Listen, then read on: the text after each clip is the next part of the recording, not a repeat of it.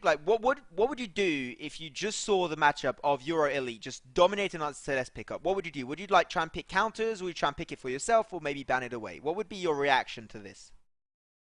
Yeah, I definitely try do a different mid lane matchup to what happened in that previous game, because you had, like, I think Finn is a good pick if you're playing it against something like a Scarf or a Yates, because he can block damage out, and it just he's really effective there. But with the Celeste, it doesn't actually block any of her damage because it's a skill shot that comes down, so she can hit the backline easily. Whereas, and also it can block out something like a Yates hook. It's a really good counter to that. But in that matchup with the Churnwalker and Celeste, he just doesn't really do much at all there, and especially when you don't even max your stun, it's just he has like very little effect onto the match. But anyway, we're getting to the draft here. So we've got the Sanfeng ban again, and this time the Baron is taken off the board. Yeah, So we're gonna have something ban A side actually, which is pretty surprising. I think it's like a high priority pick, and when you're on the A side, unless Lars maybe doesn't actually have something, he just came out a few weeks ago, and we're having Magnus and something bans on the A side. That's extremely surprising, Benny. Actually, I definitely wouldn't suggest to do a Magnus ban on A side, because that is a pick which is really safe to pick up.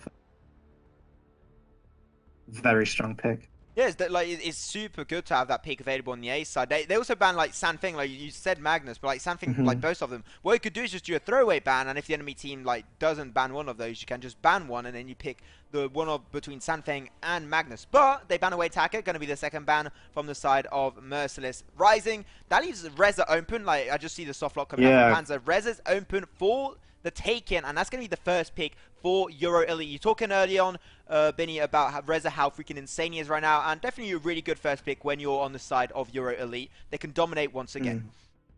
Well, yeah, you don't really want to change what's working. So yeah. I think if the Reza worked out so well last time, they might as well pick it again. And I think we'll probably see. Ooh, so they've now taken the Celeste away, which I really like. And I'd like to see a Grumpjaw pick up too, because that's a very strong pick. But there's lots of strong picks still left open. But as you said, like I'm just you can just like put that in one sentence. If it ain't broke, don't fix it. So they go for the Reza again. They do indeed pick the Celeste away from the side of Euro Elite. So definitely a really good attitude to take. I was asking what they could probably do to go up against Panzer's insane Celeste in game number 1. So apparently picking it for themselves is their way to go about it. Then they're going to go for the Gwen. Once again, I hope that no Poison Shiv Gwen will be seen in this matchup, or I'm just going to completely freak out. But they do go for the next pickup. So once again, Gwen, extremely solid bot laner paired up with Baron and Kinetic in the bot lane. They can really out-trade mid to late game absolutely anyone, especially if they go crit. I really like crit Gwen. It seems like not too many people play crit Gwen, but I think she's absolutely insane. Churnwalker going to be the first roam pickup for the side of Euro Elite. It worked out earlier for them. They were paired. They did pair it up with the Celeste. Now what they're going to try and play around it? They go for the Ozo. Ooh, cool humanist, ladies and gentlemen. That's something different. That is something very rare. Yeah. But once again, this Churnwalker pickup, he's picked it into 2 range heroes, but then the enemy picked 2 tanky melee. Don't agree with some of the draft against the Churnwalker. You want to be picking up those range. Lance would be great also because Lance is a natural counter into Ozo, so I think that would be a really, really smart pickup in the side of Merciless Rising. Also does decent-ish into Reza if you're able to hit that Getting Wall and cancel out his Troublemaker, or even his Netherform Detonator right when he lands and pair it up with an Impale. You can just CC him for ages and then maybe pair up more CC coming out from Shinkami on the Core Collapse and all those kind of heroes. But like they didn't go for that, and I think the Lance is going to be really, really important on their side, and they just don't have that. They go for the Varia into the mid lane. Panzer going to be shifting away from the Celeste and going towards the Varia. This like apparently powerful because she's getting nerfed next update. Don't ask me why, I have no idea. But if she gets the power spike of going for alternating current paired up with the Dragon's Eye, and you completely neglect her, just don't pay attention to her, and she stacks up slowly but surely, you're gonna get completely smacked right in the face. So Varia is definitely a hero that you want to try and shut down first in team fights. Even though I don't think she's that powerful, once she's got that Dragon's Eye, she becomes an insane ticking bomb. And if you don't take care of her early on, she's going to completely shred your team down to the ground. Yeah, I'm not really sure what's been going on with this, but I think in the end, Merciless Rising have ended up with a stronger comp. Yeah. I'm not sure who's going to be the bot laner for Team Euphoria, but I would say Ozo, to be honest. Ozo, yeah. Weapon Ozo? Is this Weapon Ozo? I'm not sure. Like, man, I think Weapon Ozo makes maybe a little bit more sense in this composition because they got 3 squishies on the enemy side. Whereas when you want to go for CP Ozo, I think you want to try and play against maybe a little bit more of a robust enemy team because you've got that extra sustain, extra heal coming out on every single heal that gets applied on you, or shield, or fortified health. So I think it would be more interesting to go for CP Ozo in that scenario. Here, why not Weapon Ozo? Maybe he's going to go for like the Serpent Mask, Tension Bow, and maybe Breaking Point. Maybe he's going to go for Bone Sword. Well, I think he has to go for weapon power because you've got that Reza and... Oh no, but the Reza's bought the wrong item. Oh, he started... Oh, feels bad, man. No, he started off with the vision item. No, he started with boots. And now he's bought his boots. He's already sold an item which he bought. Yeah, that's a very unfortunate. That's why, in my opinion, Bengloy must add like a sell button, and you can sell an item you bought by mistake after like maybe 5 seconds. Yeah, the undo button. But yeah, no. the undo would be great if they could add that.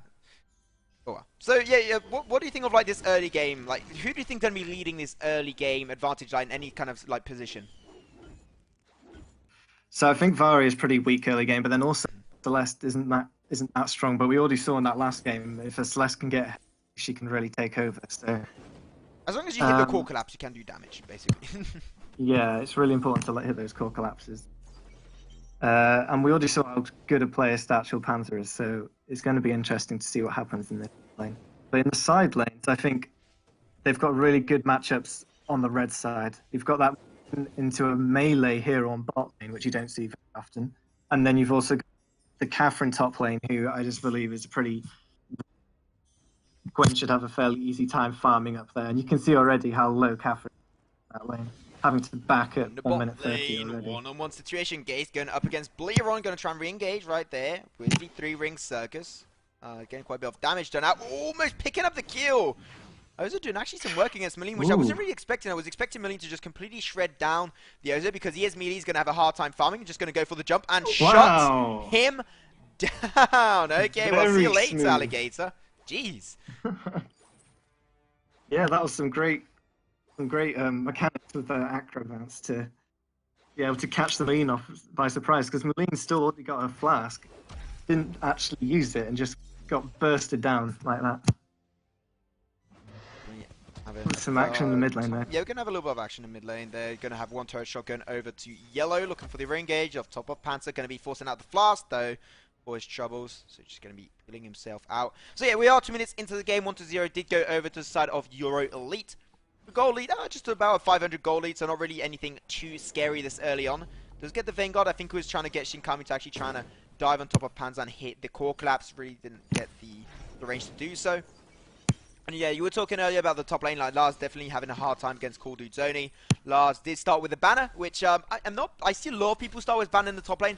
I couldn't not like just tell you to not really like. I just wouldn't recommend it, like never.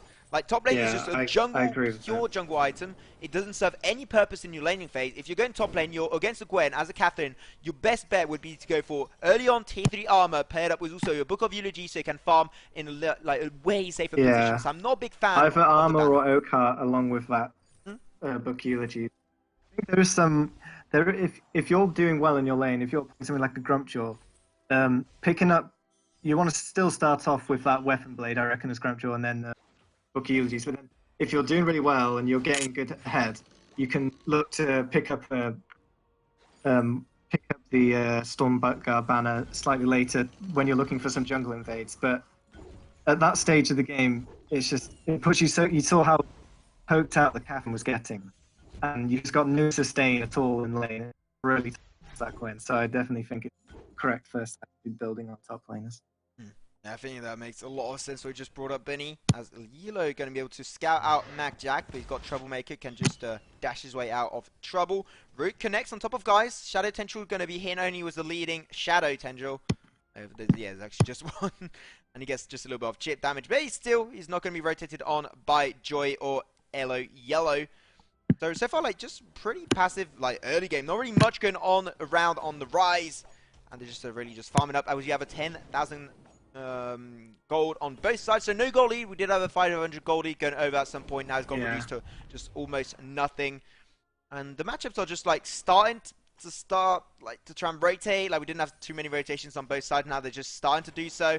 As we're going to have another engagement from Geist on top of Bleeron. Bleeron has to try and keep track of his shadow form so he can just avoid the extra burst damage from the acro bounce of Ozo, which actually early on does quite a fair amount of damage on that third jump. But he definitely not an ability you want to overlook, as we're going to have a rotation though on MacJack from Elo Yellow. Able to dash the other way though, pops the flask. Sorry, doesn't actually, that wasn't the flask, that was actually the heal camp, so he's going to get that, just gets the extra barrier. Going to be able to get and slip his way out of that skirmish, as Bra takes the last basic attack, but he does have the fast upper sleeve in the mid lane. He will be surviving that one. And he's just going to get completely zoned out, man. He's just, Shinkami is just giving his own medicine back to Panzer, just showing him how it feels to play against the Celeste.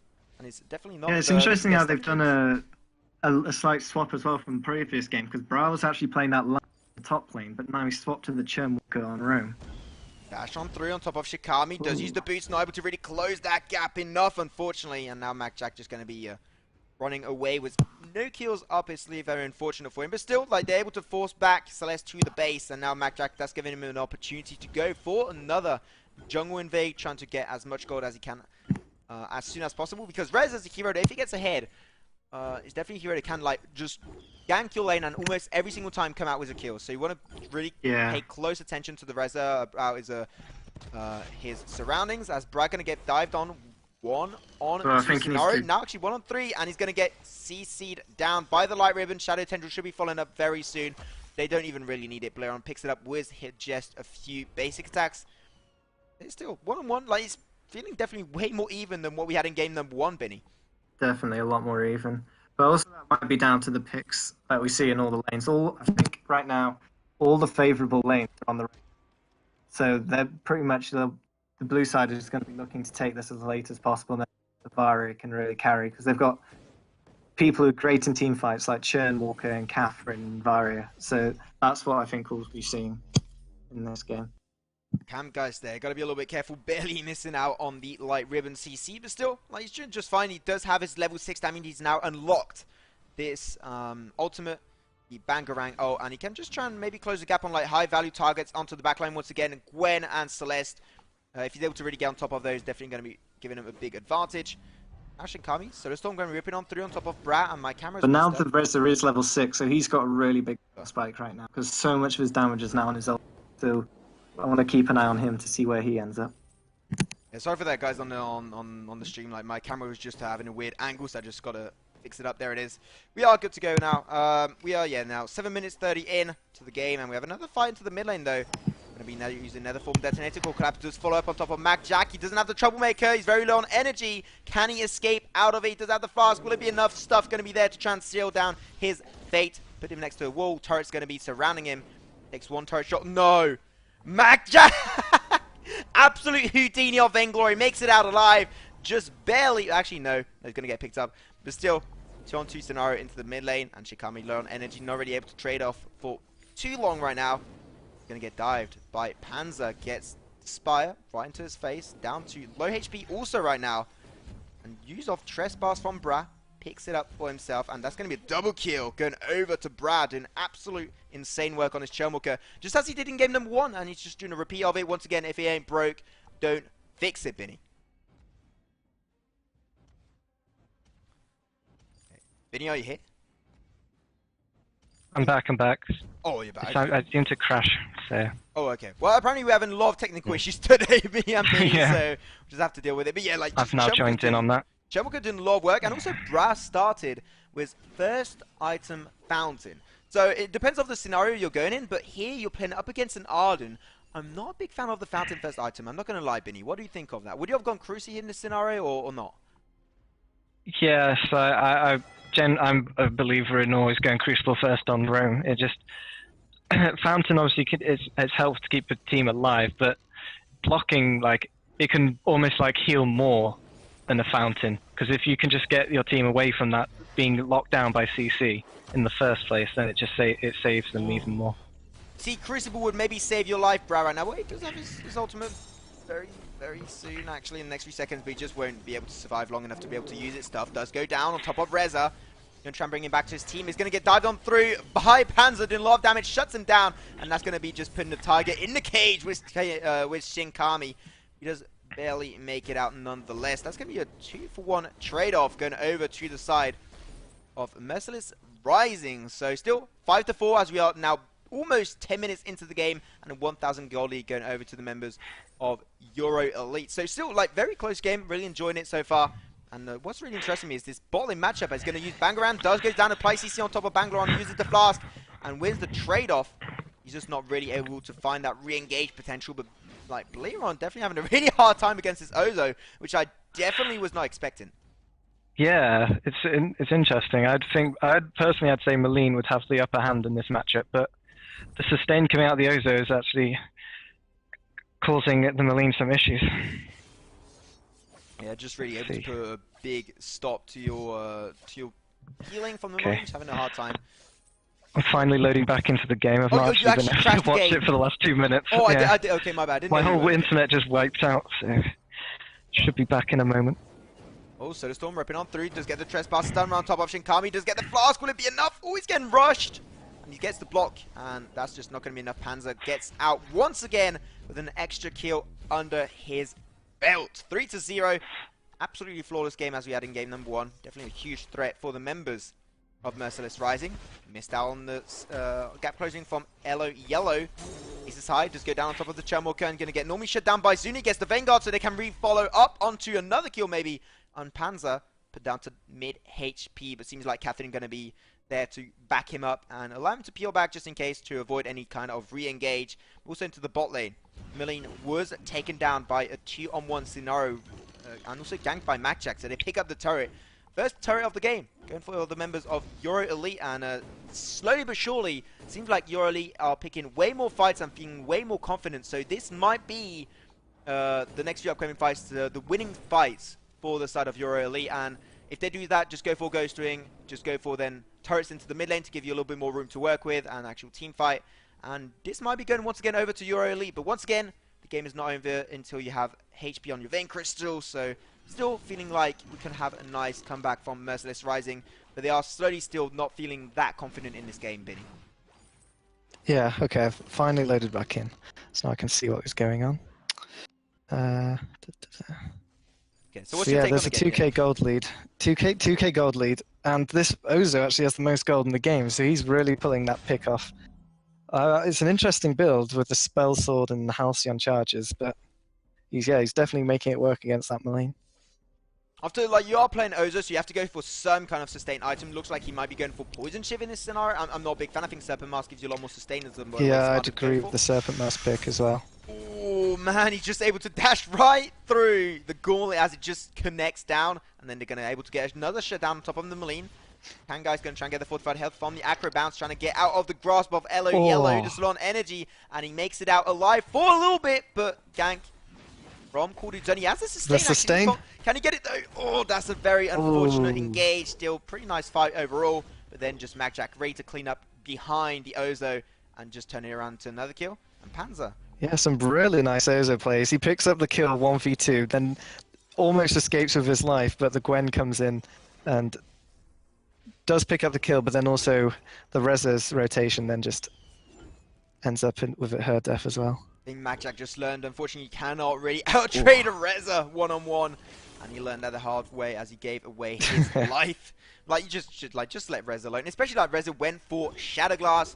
I don't know what's going to be his next item. He's going for probably an Aftershock. Like, he's got the Chronograph, he's got the Crystal Bit, which like would like directly. I don't really agree with that anymore. I think just here we're going Spellfire would make a lot more sense to like in this game. Yeah, that's my preferred build on Reza too. Shatter into Spellfire just gives you so much burst with his ultimate. Oh, look at the damage on top of Shikami. They're going to have the block used up pretty early on, and now they're looking for a 5-man push on this mid lane turret. If they can get that, once again, a lot of room to actually work with. Bangarang and CC for days, and they're going to completely shut him down. SSI just nice. Very nice. He's going to re-engage with another form detonator. Gets the last basic stack. Gets the fountain. Can he make it out alive? MacJack is such a beast. He survives twice by gunning the turret and turns it around. Seems like he's going to die and then just disappears and reappears and is still alive. Man, I'm That's some a big clutch fan. plays there. Yeah, he went with the ultimate just completely just one shots the Gwen, and then that perfectly timed fountain from Brown Chernwalker was just it was great teamwork there. Mac Jack Max. What? Am I saying the name wrong? I'm saying Mac Jack, aren't I? Is it maybe it's McJake or something? Is it McJake? I'm saying I Mac don't Jack. I don't know. It's an M, an A, and a C. Not Jack. Oh, Jake. Oh, I'm saying Jack. Oh, my bad. Okay. Apparently I'm saying Jake. Well, Mac Jack. Okay. Oh no, Mac Jake. So, oh, it's Mac Jake.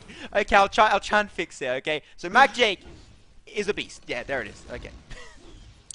Yeah, I really like how the Ozos played this though, because he's like just been split pushing his lane because he's winning his lane pretty hard, and he's just stayed in there and he's just been applying so much pressure on that Maleen. It's just forced the jungler to come around, and when the jungler doesn't even rotate, then he's just like he's getting turrets. So he's already managed to pick up 2 turrets in this lane, which is really impressive. Yeah, he's actually owning his lane matchup against Blarion. Oh, he does get CC'd, but like even though if you're CC'd, you can still finish the animation of well, at this stage, acrobats. she's almost 3k ahead of the Maleen. Yeah. So he's just denying, like, she he's just can't having a get close great to time. farm. So that's why. She just can't CS. He's just completely getting bullied out of lane by Mac Jake and Cam Geist.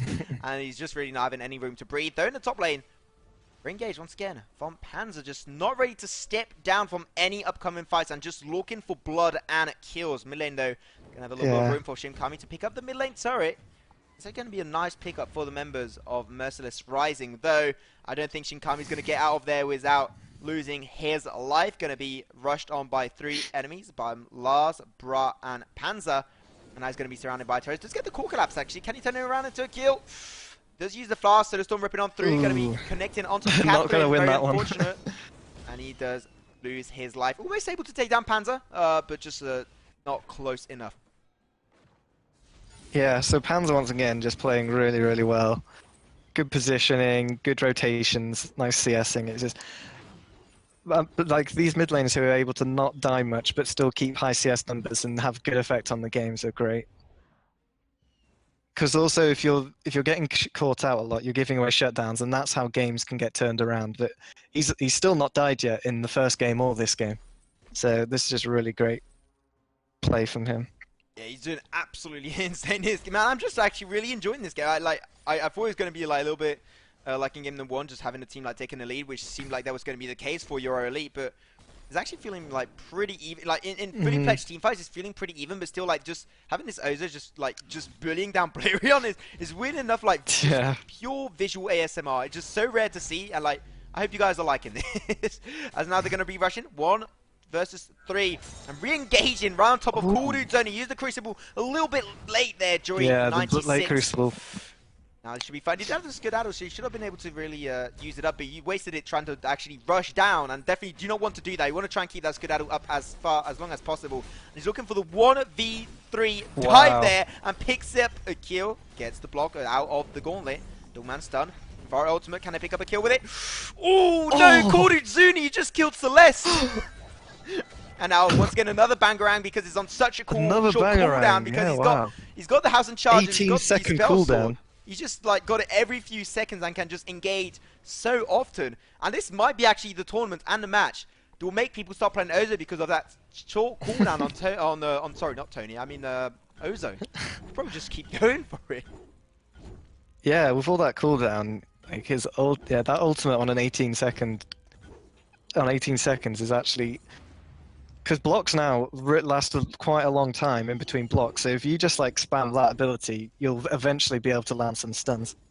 So yeah, now that they've been pushing all 3 lanes in, they get to pick up a free Ghost Wing. So that's definitely a good play from them. And once again, I think they can either with this Ghost Wing they can be looking to end the game, either picking up a Black Claw or just picking up some kills and just straight up ending. Right now they do have this Ghost Wing, Vinny, so if they're just able to pick up 1 successful fight, they might be able to turn it around, but ooh, seems like this is a bad spot to be in if you are Cam Geist. Still, he's super tanky on this Ozo, just soaking up all the damage, even though he was getting 1v5'd, still picks it out. It's just actually really surprising. This Ozo is just like just mega poggers. Oh, that huge blast tremor coming out from the Catherine, and then they just follow up with one kill, followed up with a second one on top of Crumshaw and the Malene. And Oza just jumping through walls. You cannot stop me, Donald Trump, and he just pairs it up with another forced kill. Cordy's only last man remaining. And unfortunately, I do not really think he's going to be able to really turn this around on his own. And this will be once again, yeah, this will be game over for Euro Elite, just completely smashing their opponents 2 games in a row. With the Ozo pick up in the second game, which I'm a huge fan of. Yeah, well, you saw in that last fight how this team comp really works well in team fights. You've got that big silence with this Catherine stun. If that doesn't get blocked, then you've got this the Varia ult with the Reza ult, and it's just so much damage bursting down, and they just completely wipe them out there. So yeah, once again, 905 with Satchel Panzer on these mid laners. Another great performance from him. Yeah, like Panzer, just, even though like he just had the alternating current, and I talked about how a power spike for Varia comes out after she's got the Dragon's Eye, and you just like kind of ignore her, and she stacks up, and then she can re-engage. Also the Anvil's Hammers, like it's a really good way to keep your stacks up like at an all-time high.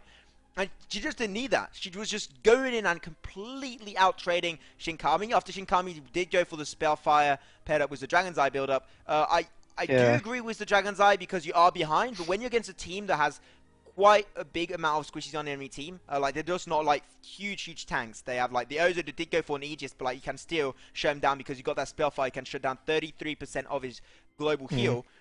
I think you should have probably gone for like just more burst instead of going for the Dragon's Eye, because you would also get deleted extremely fast, so you wouldn't ever have the time to stack up on the Dragon's Eye. Well, when you're behind, I think just getting a lot of damage so you can actually have the ability to get those shutdowns is like the only way to play. Like the only time Dragon's Eye is really effective if you're in one of those really long games from like 25 minutes to 30 minutes where you've got lots of big, like long-lasting team fights. But you saw in these games that team fight lasted a matter of seconds, and then there's just like you're not going to be getting shut down with like the reduced damage on that Dragon's Eye compared to a